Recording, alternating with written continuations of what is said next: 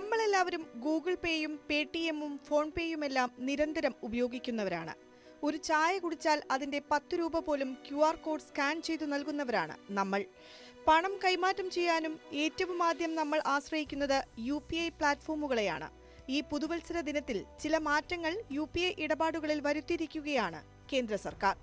ഈ മാറ്റങ്ങളിൽ ചിലതെല്ലാം നമ്മൾ നേരത്തെ അറിഞ്ഞതാണ്, അതെല്ലാം നടപ്പായിരിക്കുകയാണ്. ഒരു വർഷം ഒരു UPI ID ഉപയോഗിച്ചില്ലെങ്കിൽ ആ ഐഡിയും നമ്പരും ഡീആക്ടിവേറ്റ് ആകും. National payments corporation of India ഇക്കാര്യത്തിൽ വ്യക്തമായ നിർദ്ദേശം പേടിഎം, ഗൂഗിൾ പേ, ഫോൺ പേ എന്നിവയ്ക്ക് നൽകിക്കഴിഞ്ഞു. ഒരു വർഷത്തിൽ ഒരു തവണയെങ്കിലും പണമിടപാട് നടത്തിയിട്ടുണ്ടെങ്കിൽ പേടിക്കേണ്ട. മൊബൈൽ നമ്പറുകൾ വഴി UPI അക്കൗണ്ട്സ് ആക്സസ് ചെയ്ത് നടത്തുന്ന തട്ടിപ്പുകൾ ചെറുക്കാനാണ് ഈ പരിഷ്കാരം നടപ്പാക്കുന്നത്. UPI വഴിയുള്ള ഇടപാടുകൾക്ക് പരിധിയും ഏർപ്പെടുത്തിയിട്ടുണ്ട്. ഇനി ഒരു ദിവസം 1 ലക്ഷം രൂപയിൽ അധികം തുകയ്ക്കുള്ള UPI പേയ്മെന്റുകൾ നടത്താനാവില്ല.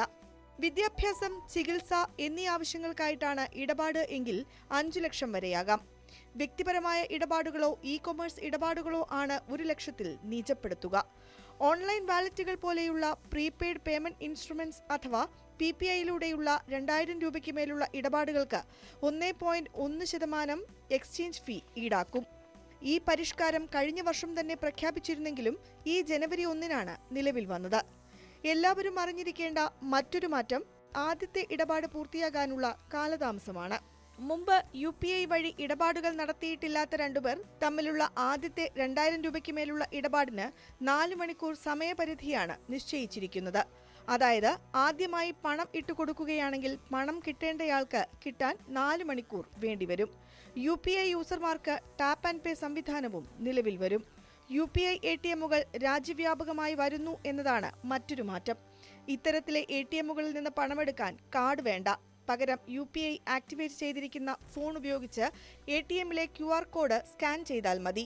ATMൽ നിന്ന് പണം ലഭിക്കും. എല്ലാ കാർഡുകളും കയ്യിൽ കരുതേണ്ട, കാർഡ് നഷ്ടപ്പെടുമെന്ന പേടി വേണ്ട എന്നീ ഗുണകരമായ ഘടകങ്ങൾ ഈ പരിഷ്കാരത്തിലൂടെ നടപ്പാവും.